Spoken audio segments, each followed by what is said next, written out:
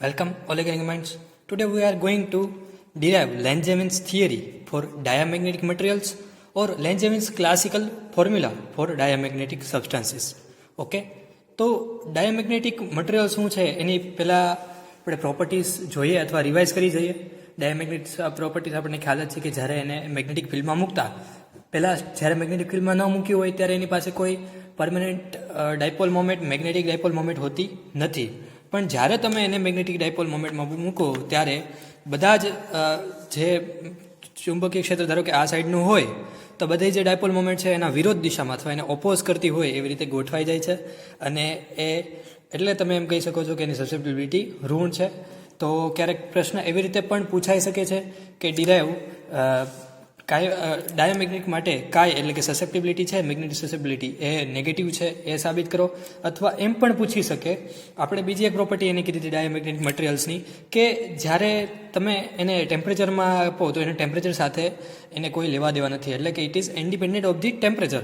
તો એમ પણ પૂછી શકે કે derive or so that the magnetic susceptibility of a diamagnetic substance is independent of the temperature. Okay એટલે કે એ કાંઈ જે છે ટેમ્પરેચર ઉપર ડિપેન્ડ કરતું નથી. તો એ આપણે કઈ રીતે ખબર પડશે? તો એની માટે આપણે એક જ વસ્તુ છે કે લેન્જેવિનની થિયરી અને લેન્જેવિનનું ફોર્મ્યુલા જોવાનું અને એના ઉપરથી આપણે કન્ક્લુઝન કરી શકશું કે આ ટેમ્પરેચર ઉપર ડિપેન્ડેડ છે કે નહીં.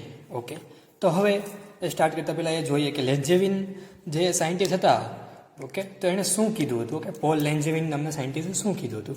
તો સૌથી પ્રથમ કે પહેલાં એ સમજીએ કે કોઈ પણ પદાર્થ છે એ મેગ્નેટાઇઝ અથવા ચુંબકીય શું કામ હોય છે. તો એ ચુંબકીય હોવાનું રીઝન એ છે કે એની અંદરની જે અણુની ગોઠવણી હોય છે એ અણુમાં જે ઇલેક્ટ્રોનની ગતિ જે છે એ ગતિને આભારી છે. તો હવે મેઇનલી તમે એમ સમજી શકો છો કે એમાં બે ટાઈપની ગતિ હોઈ શકે છે. એક જે છે ઓર્બિટલ એટલે કે કક્ષીય ગતિ અને બીજી છે સ્પિન. ઓકે તો હવે જ્યારે ડાયામેગ્નેટિક પદાર્થની તમે વાત કરતા હો તો એમાં જ્યારે સ્પિન જે છે એ કંઈક એવી રીતે રિવોલ્વ કરતું હોય okay it revolves in such a way that it neutralise each others motion. Okay like એક આ રીતનું છે તો બીજું એની વિરોધ દિશામાં હશે એટલે કે બંને એકબીજાને ન્યુટ્રલાઇઝ કરી નાખશે. અથવા જો તમારે એમ સમજવું હોય તો ઇલેક્ટ્રોન થિયરી મુજબ કે એના સ્પિન જે છે એ છેલ્લા સ્પિન સુધીના જે છે એવી રીતે અપ એન્ડ ડાઉન હોય છે એટલે કે એકબીજાને ન્યુટ્રલાઇઝ કરી નાખે છે. એટલે કોઈ એનામાં સ્પિન વધતી નથી એટલે કે સ્પિન મોશન હોતી નથી. એટલે તમે એમ કહી શકો છો કે ડાયામેગ્નેટિક પદાર્થ માટે માત્ર ને માત્ર ઓર્બિટલ મોશન છે એ અગત્યની છે. તો હવે એનું એક એક્ઝામ્પલથી જોઈ લઈએ કે કઈ રીતે છે. તો એક નિયોનનું એક્ઝામ્પલ લઈએ. ઓકે તો નિયોન 10 તો નિયોનનો જે અનુક્રમાંક છે Z=10 છે. તો જો તમારે એની ગોઠવણી કરવી હોય તો કેમ કરો તમે તો કે 1s2 એમ આવી રીતે અપ એન્ડ ડાઉન પછી 2s2 up and down okay પછી 2px 2py and 2pz. Okay બરાબર આ કેટલા થયા 4 5 6 7 8 9 10. ઓકે તો એક પણ સ્પિન જો વધારાની રહેતી નથી એટલે કે બધા યુગ્મ ઇવન છે એટલે બધું જ તે સ્પિન જે છે અપ એન્ડ ડાઉન થઈને એકબીજાને ન્યુટ્રલાઇઝ થઈ જાય છે એટલે આમાં સ્પિન રહેતી નથી. એટલે કે સ્પિન પાર્ટ જે છે ડાયામેગ્નેટિક મટીરિયલમાં એ કામનો નહીં ઓકે કે જે એનો રોલ પ્લે નહીં કરે. ઓકે તો એક આ વસ્તુ હતી. હવે બીજી એક વસ્તુ કે જ્યારે આપણે હમણાં કહી દીધું એ મુજબ કે જ્યારે મેગ્નેટિક ફિલ્ડમાં એને મૂકેલ ન હોય ત્યારે એની H0 અને M0 હોય ત્યારે શું હોય તો કે બધા રેન્ડમલી ડાયપોલ મોમેન્ટ છે બધી રેન્ડમલી ઓરિએન્ટેડ હોય એવી રીતે હોય કે જેથી કરીને એનો સમ જે છે sum of all magnetic moment is 0. Okay એ આપણને ખ્યાલ છે કે H0 M0 તો શું થાય તો કે sum of all magnetic moment is 0. પણ હવે તમે જ્યારે એને એક્સટર્નલ મેગ્નેટિક ફિલ્ડ અપ્લાય કરો ઓકે એટલે કે આ રીતે છે. હવે એને તમે H એટલે કે બહારથી ચુંબકીય ક્ષેત્ર આપ્યું. Okay so when we apply magnetic field the magnetic moment is made to precise about the direction of the field. Okay એટલે કે મેં જેમણે સમજાવ્યું એ મુજબથી એની વિરુદ્ધ દિશામાં ક્ષેત્ર જે છે એની વિરુદ્ધ દિશામાં એ તમને ઓરિએન્ટ થઈ જશે. ઓકે અને આમ અંદરથી જોવા જઈએ ઇન્ટરનલી જોવા જઈએ તો શું થાય છે કે sum of electron is speed up and sum of the electron is speed down. Okay અને પરફેક્ટ બેલેન્સ જે હતું એટલે કે એચ બરાબર 0 માટેનું જે પરફેક્ટ બેલેન્સ હતું એ અપસેટ થઈ જાય છે. તો the electronic orbit shift slightly, okay, એટલે જે એની ઓર્બિટલ જે છે એટલે ઇલેક્ટ્રોનની ઓર્બિટ છે તમે એમ સમજી શકો કે થોડીક શિફ્ટ થાય છે અને એટલે આમ એકબીજાની સાપેક્ષે શિફ્ટ થાય છે અને એવી રીતે શિફ્ટ થાય છે કે જેથી કરીને એ નેગેટિવ મોમેન્ટ પ્રોડ્યુસ કરે. ઓકે, જે એટોમ જે છે આખો એટોમ એ થઈને નેગેટિવ મોમેન્ટ પ્રોડ્યુસ કરશે. ઓકે, અને જે એની ડાયરેક્શન હશે એ મેગ્નેટિક ફિલ્ડની ઓપોઝિટમાં હશે. ઓકે, એના વિરુદ્ધમાં હશે. તો આ રીતનું કંઈક લેન્ઝેવીને કીધું હતું. ઓકે, તો આ હતી એની થિયરી. તો તમારે આ થિયરી ખાસ ને ખાસ લખવાની છે. ઓકે, આ થિયરી લખશો તો તમને અંદાજો આવશે અને થિયરી પછીથી તમારે ફોર્મ્યુલા શરૂ કરવાનો છે. એવું નથી કે ડાયરેક્ટ આપણે સૂત્ર ગણવા માંડે. આપણે પ્રખર મેથેમેટિશિયનની જેમ નથી વર્તવાનું. આપણે થોડુંક ફિઝિક્સનું પણ એમાં યોગદાન, એટલે કે જે લેન્ઝેવીને જે વાત કીધી હતી, ઓકે, તો એનું પણ આપણે થોડુંક માન રાખશું અને એ પણ લખશું. ઓકે, તો જ્યારે આવું હશે ત્યારે હવે શરૂઆત કરીએ આપણા પ્રશ્નની. તો હવે અહીંયા આજે બે તમને ચક્કડા દેખાય છે. ઓકે, એ શું છે? તો હવે શરૂઆત કરીએ કે એક ઇલેક્ટ્રોન આપણે માનેલો છે.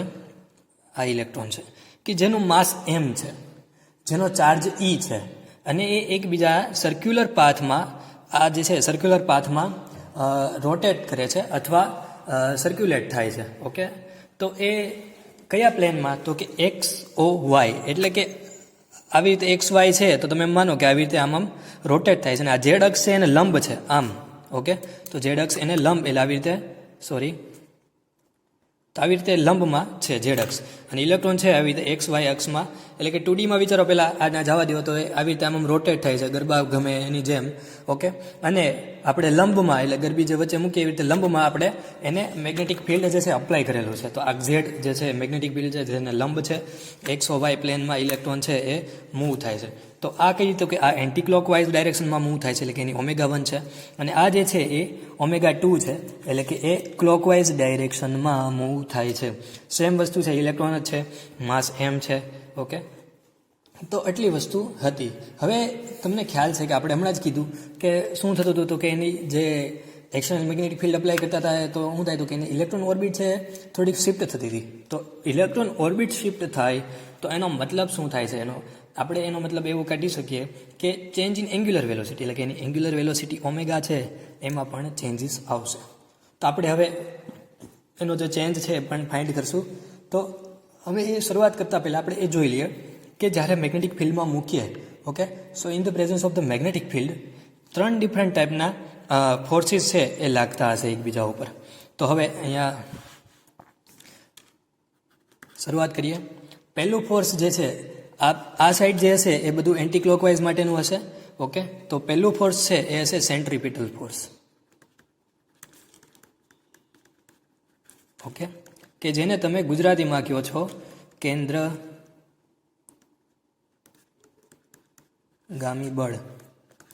ઓકે, જેને આપણે અહીંયા આપણા કેસમાં F1 વડે ડિનોટ કરશું. તો જુઓ, હા, F1 કેન્દ્રગામી એટલે કે સેન્ટર તરફ છે.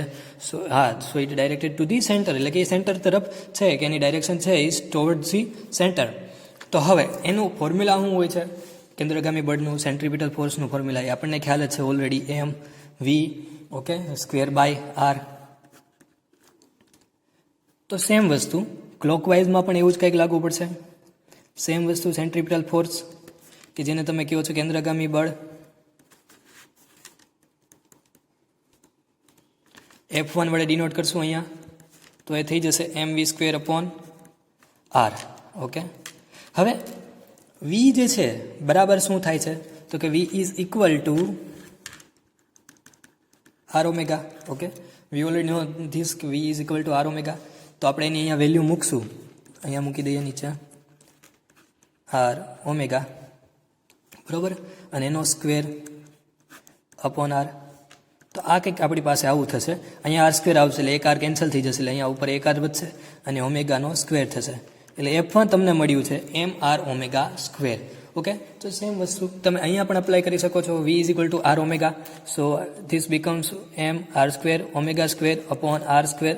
So it also F1 is mr omega square. Okay, તો F1 બંનેમાં મળી ગયા છે. તો પહેલું બળ આપણે અહીંયા કહી દીધું. અહીંયા 3 બળ તમને દેખાય છે. પહેલું ફોર્સ કેન્દ્રગામી બળ અથવા કે સેન્ટ્રીપિટલ ફોર્સ, બીજું હશે સેન્ટ્રીફ્યુગલ ફોર્સ, ઓકે, અને ત્રીજું છે મેગ્નેટિક ફોર્સ. હવે આપણે જો ગણશું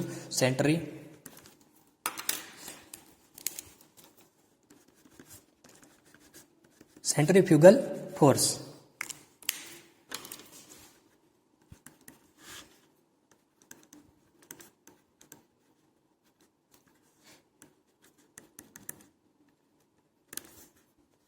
સેમ અહીંયા પણ એ જશે, સોરી અહીંયા 1 આવશે, ઓકે, કારણ કે એન્ટી ક્લોકવાઇઝ માટે પહેલું બળ, આ ક્લોકવાઇઝ માટેનું પહેલું બળ, ઓકે. હવે અહીંયા સેન્ટ્રીફ્યુગલ ફોર્સ,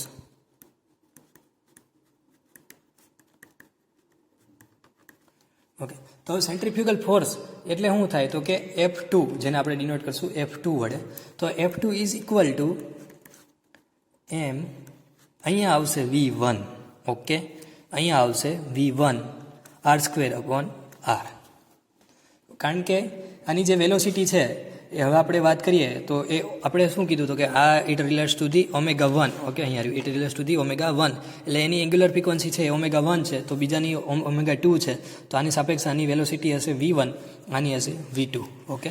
તો અહીંયા F2 જો તમે વિચારો તો આ F2 પણ એમ જ થશે, એમ V2 લખી નાખીએ પહેલાં, પછી આપણે એને સિમ્પ્લિફાય કરશું, એટલે એમ. હવે એમ V ઇઝ ઇક્વલ ટુ શું છે R⍵, પણ અહીંયા V1 લખેલું છે, તો V1 લખેલું છે તો આપણે શું કહી શકશું એને, તો કે V એટલે R² અને ઓમેગાની જગ્યાએ અહીંયા આવી જશે ω1², ઓકે.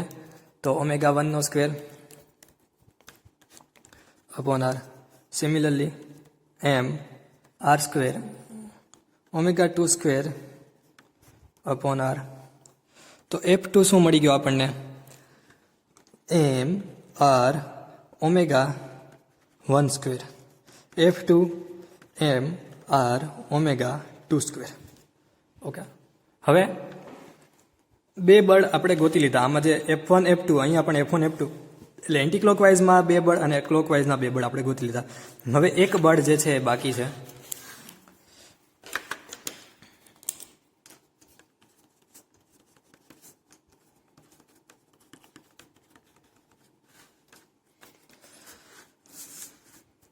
તો પહેલું બળ, સોરી ત્રીજું બળ, અને પહેલાં આપણે ગોતશું અહીંયા એન્ટી ક્લોકવાઇઝ માટે,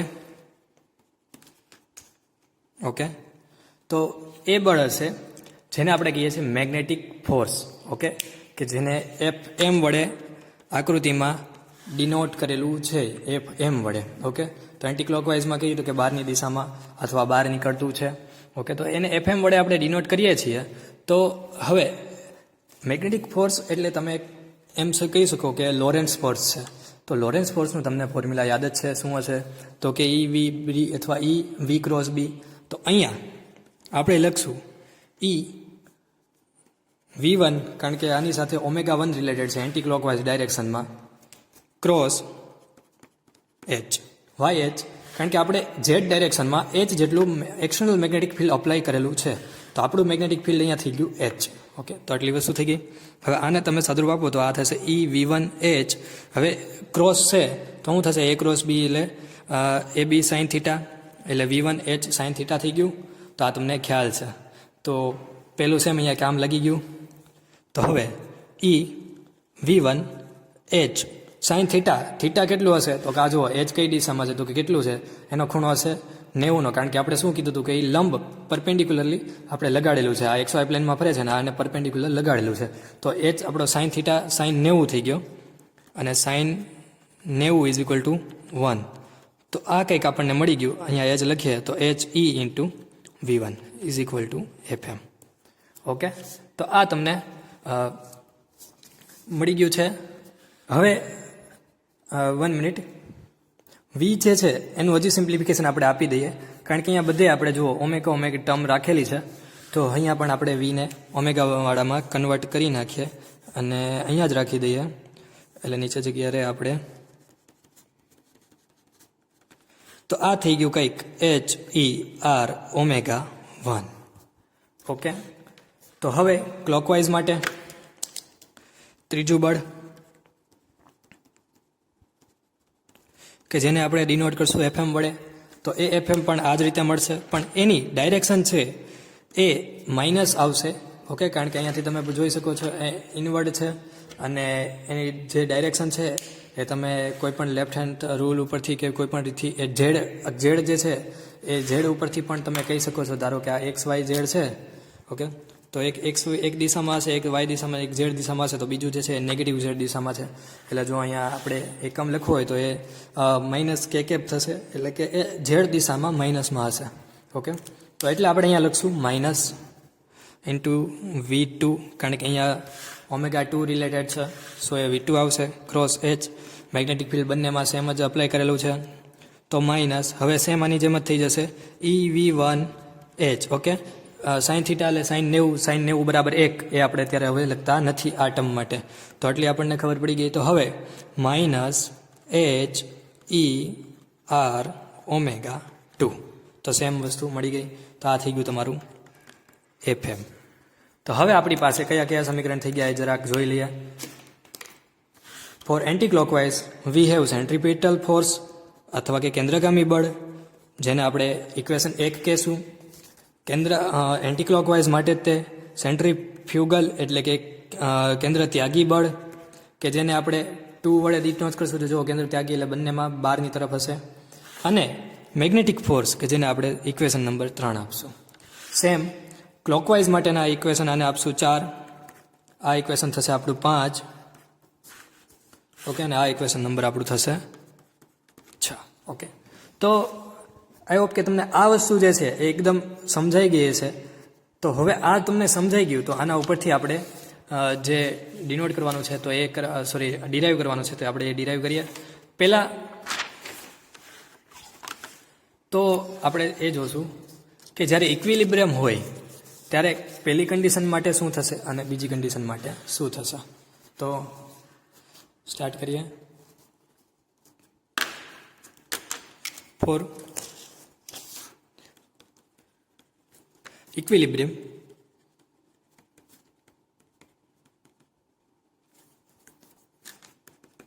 પહેલાં આપણે કેસ વિચારશું એન્ટી ક્લોકવાઇઝ, કારણ કે આપણે આમાં પણ પહેલાં એન્ટી ક્લોકવાઇઝનો જ તે વિચારેલું હતું. તો એમાં આવશે F1 is equal two F2 plus FM. Okay, એટલે જે કેન્દ્રગામી બળ છે, તો આમાંથી આ રીતે વિચારશું આપણે કે કેન્દ્રગામી બળ છે એ એક દિશામાં છે અને બીજા ઇક્વિલિબ્રિયમમાં હોય તો આ જે દિશામાં છે આ જે છે આ દિશામાં છે અને ઓલા બંને બળ આ દિશામાં છે, તે બંને હરખા થશે. ઓકે, તો એને ઇક્વિલિબ્રિયમ આપણે કહી શકશું. તો ઇક્વિલિબ્રિયમ થઈ ગયું. હવે આ F2 ને આમાંથી સૂત્રણ કરતા બનાવતા એ થઈ જશે F1 માઇનસ FM. ઓકે, આ શું છે તો કે ફોર ધી એન્ટી ક્લોકવાઇઝ, બરોબર. તો હવે આને આપણે F2, F1 ને FMની જે કિંમત મળી ગઈ હતી એન્ટી ક્લોકવાઇઝ માટે એ બધી કિંમત મૂકી દઈએ. કે F2ની કિંમત છે MR omega 1 square. Okay, is equal to F1ની કિંમત હતી MR omega square minus FM. તો FMની કિંમત આપણે મેળવેલી છે HER ઓમેગા 1. ઓકે, તો આ આપણું સમીકરણ નંબર થઈ ગયું 1 2 3 4 5 6 7. ઓકે, સમીકરણ નંબર 7.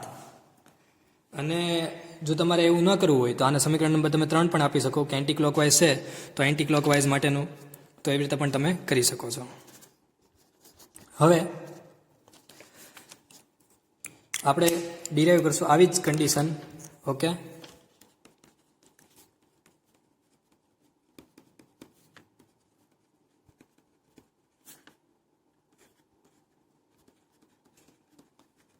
ક્લોકવાઇઝ. તો એની માટે પણ ફોર્મ્યુલા તો સેમ જ આવશે. F2 is equal two F1 minus FM. Okay, and when we put all this value, F1 is equal F2 is equal to MR omega 2 square. F1 is equal to MR omega square. Okay, and FM એ જો છે minus H E R omega two. એટલે આ જે છે એ થઈ જશે આપણું માઇનસ માઇનસ પ્લસ. ઓકે, એટલે minus minus plus H E R omega two, કે જેને આપણે કહી દઈશું સમીકરણ નંબર 8. ઓકે, તો અહીંયા સુધી આપણને મળી ગયું છે. હવે આપણે કરવાનું છે એવું કે ઇક્વેશન નંબર 7 માંથી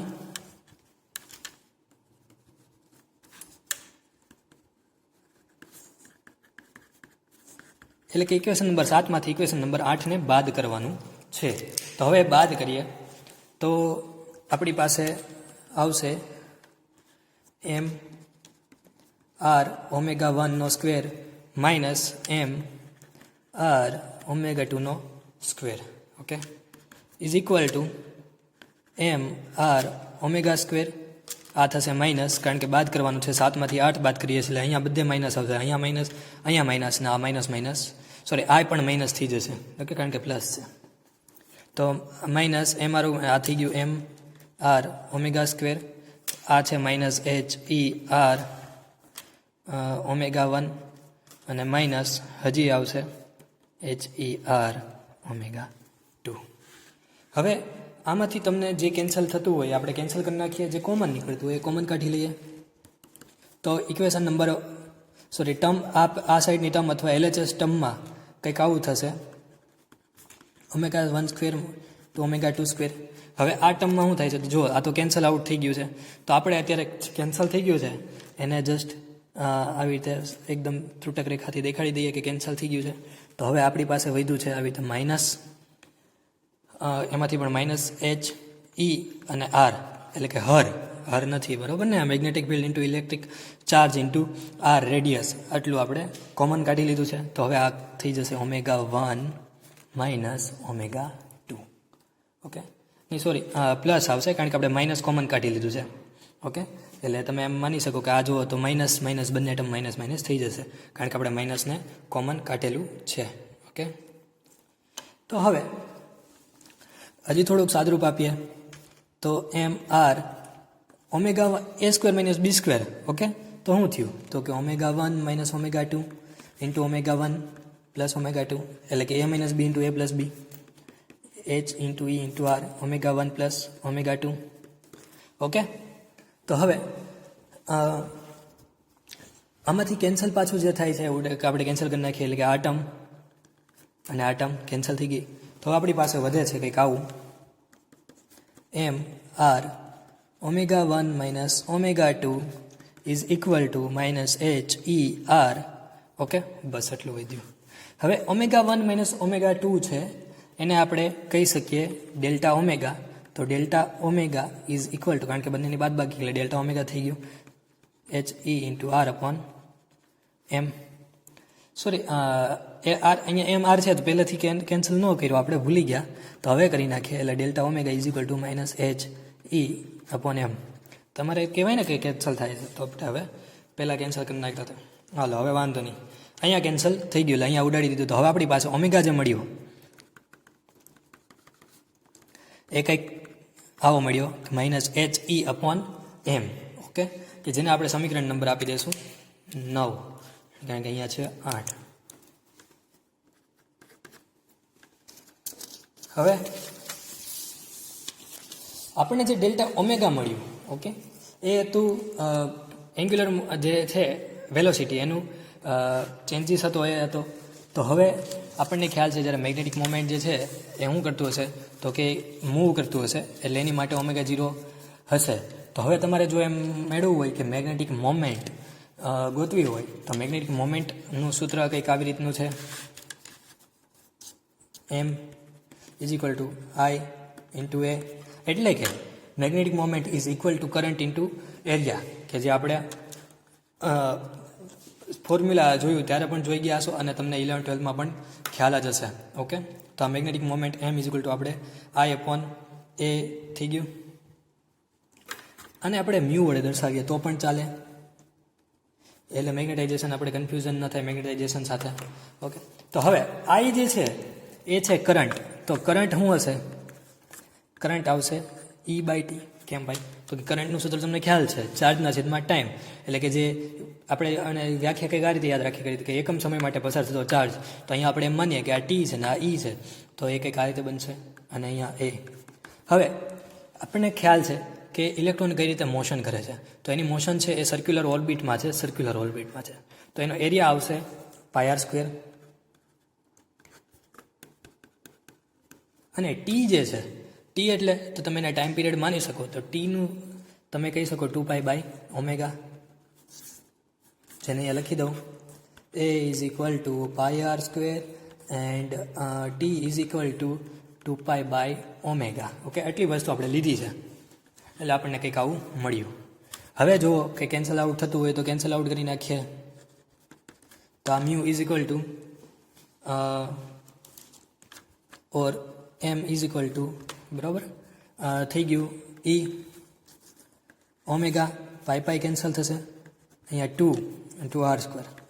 તો કંઈક આપણી પાસે આવું આવે છે. ઓકે, તો આ જે છે એ શું છે? મેગ્નેટિક મોમેન્ટ છે. પણ કોની? તો કે માત્ર એક ઇલેક્ટ્રોનની મેગ્નેટિક મોમેન્ટ થઈ. બરાબર ને? માત્ર એક ઇલેક્ટ્રોનની મેગ્નેટિક મોમેન્ટ થઈ. તો હવે આપણે શું કરશું? સો વી સમ ઓવરઓલ, એટલે કે જેટલી મેગ્નેટિક મોમેન્ટ હશે એ બધાનો સમ કરવો પડશે. તો on summing overall electrons in the atom, induce moment જે છે પર એટોમ એ કઈ રીતે ગોતી શકશું? તો કે એની માટે આપણે કંઈક આવું કરવું પડશે. અને એમ પ્રાઇમ છે ને, અને એમ પ્રાઇમ નામ આપીએ હવે. ઓકે, કે જે અથવા તમે મ્યુ પણ કહી શકો અથવા મ્યુ પ્રાઇમ પણ કહી શકો છો. ઓકે, તો હવે જે છે શું આપે છે? તો કે મોમેન્ટ પર એટોમ અથવા ઇન્ડ્યુસ મોમેન્ટ પર atom four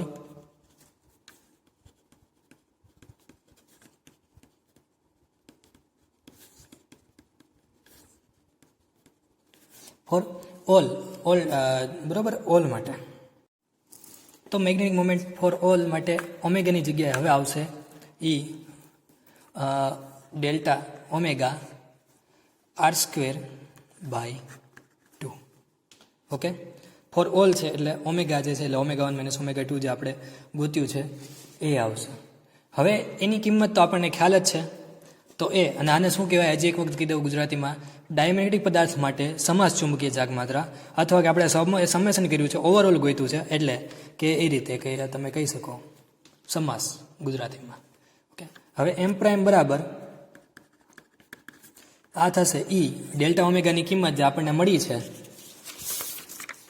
minus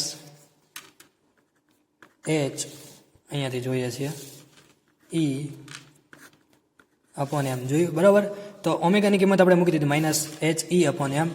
into E તો હતો જ તે, બરાબર, અને ઇન્ટુ r² પણ છે અને ઇન્ટુ 2 પણ છે. તો હવે આનું સાદુરૂપ આપીએ તો આ થઈ જશે -E² r² અને H, એટલે H ને અહીંયા આગળ લખી નાખીએ, સારું લાગે, અપોન 2m. આ કંઈક આપણને મળી ગયું છે. બરાબર? તો હવે નેક્સ્ટ આપણે એમ પ્રાઇમ મળી ગયું. હવે આ જે એમ પ્રાઇમ છે એ પર યુનિટ, એટલે કે ધારો કે n નંબર ઓફ એટોમ્સ હોય, બરાબર, આખા પાર્ટિકલમાં કે એમાં વિચારો તમે કોઈ, તો m નંબર ઓફ એટોમ્સ હોય તો આપણે મેગ્નેટાઇઝેશન ગોતવું હોય તો એમ પ્રાઇમ એ કઈ રીતે મળશે? એમ ડબલ પ્રાઇમ. હવે આપણે નામ આપવું પડશે એમ ડબલ પ્રાઇમ. તો એમ ડબલ પ્રાઇમ એ મળશે માત્ર આપણે શું કરવું પડે? તો કે H વડે r²/2m છે, બરાબર, અને અત્યારે 2m રાખીએ અને ઇન્ટુ n વડે ગુણવું પડે. અને હવે બીજી એક વસ્તુ એ થશે કે એની જે ઓર્બિટ છે એ ટોટલ 6 સેટમાં અને આમ 3 અક્ષમાં એ ડિવાઈડ થયેલી હશે. ઓકે, કે આપણને ખ્યાલ છે x, y, z આવી રીતે કંઈક 3 અક્ષ રાખ્યા છે. તો એનું કંઈક મીન એવરેજ, એટલે જે બે ઇલેક્ટ્રોન વચ્ચેની જે ડિસ્ટન્સ છે એનું મીન એવરેજ કરો તો એ કંઈક 2/3 કરીને આવે છે. ઓકે, તો એ આપણે કરીએ તો અહીંયા જે છે આપણને મળશે 2 ઇન્ટુ અહીંયા 3 કરી નાખો એટલે આ તમને મળી જશે 6. ઓકે, એટલે હવે તમને મળ્યું એમ પ્રાઇમ. ઓકે, જેને તમે કહી શકો કે એમાં n જે છે નંબર ઓફ એટોમ્સ પર યુનિટ વોલ્યુમ છે અને મેગ્નેટાઇઝેશન એમ પ્રાઇમ, એટલે એ કંઈક આ રીતે મળશે. બરાબર છે.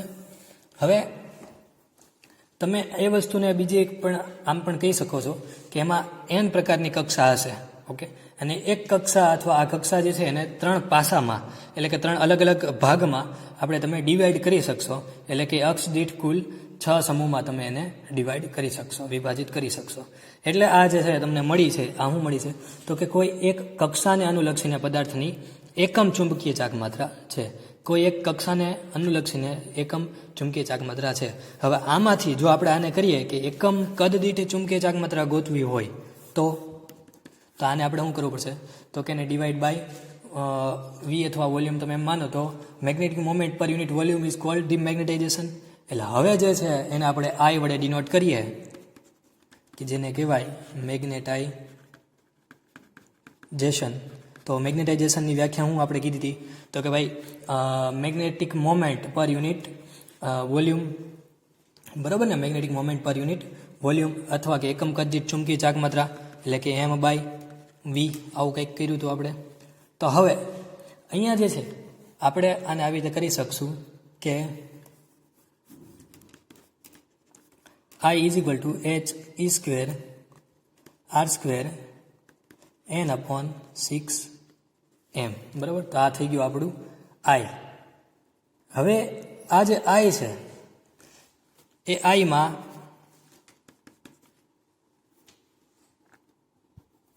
ઓકે, તો આપણે ગોત્યું તો એના ઉપરથી આપણને ખબર પડી કે ભાઈ આ પર યુનિટ વોલ્યુમ છે, magnetic moment per unit volume છે, એટલે એને આપણે ડાયરેક્ટ આઈ કહી દીધું. પણ હવે આઈ અપોન આપણે કંઈક આવું કરીએ, એચ આવું કંઈક કર્યું હોય તો શું થાય તો કે minus E square R square n upon 6m કંઈક આવું વધે.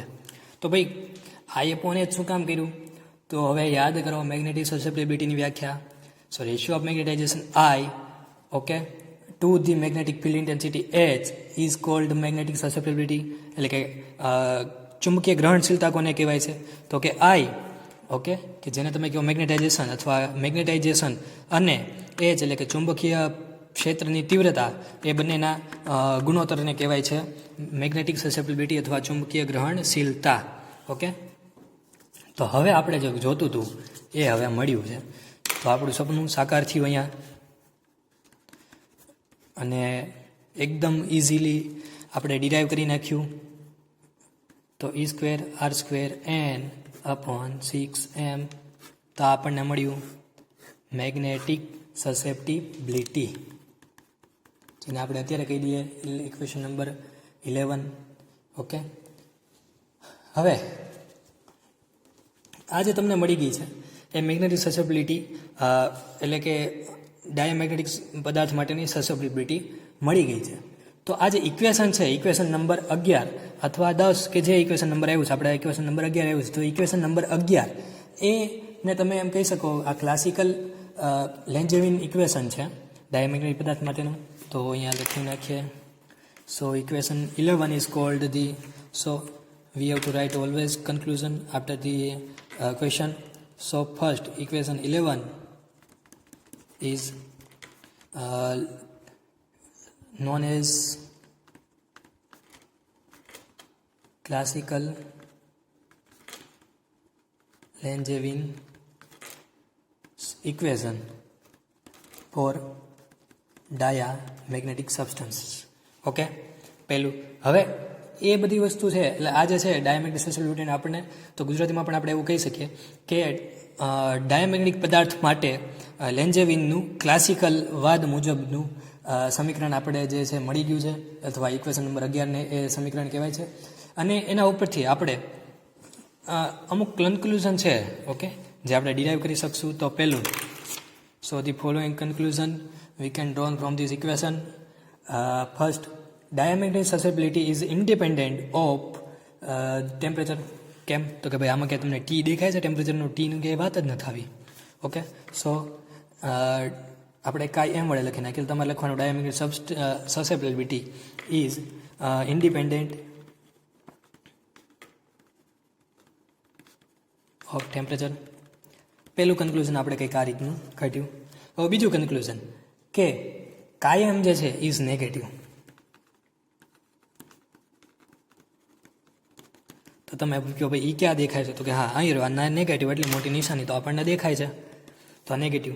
પણ હા હવે તમે એમ કહો કદાચ આમાંથી કોઈ વસ્તુ જો પોઝિટિવ હોય તો કે જો બે વસ્તુ આ ઈ સ્ક્વેર છે આર સ્ક્વેર છે એટલે સ્ક્વેર તો કોઈ દિવસ નેગેટિવ આવવાનો જ નથી એટલે આ બે વસ્તુ તમને થઈ ગયું કે ભાઈ ઈ સ્ક્વેર આર સ્ક્વેર તો પોઝિટિવ જ આવવાના છે હંમેશા.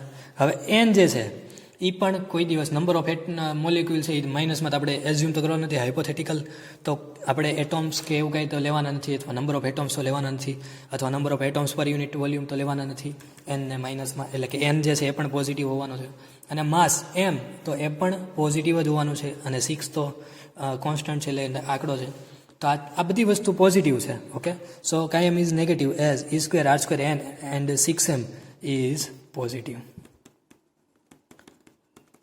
ઓકે તો આપણે અહીંયા ડાયમેગ્નેટિક સબસ્ટન્સ માટેનું લેન્જેવિન થિયરી અથવા લેન્જેવિનનો ક્લાસિકલ વાદ અહીંયા આપણે પૂર્ણ જાહેર કરીએ છીએ.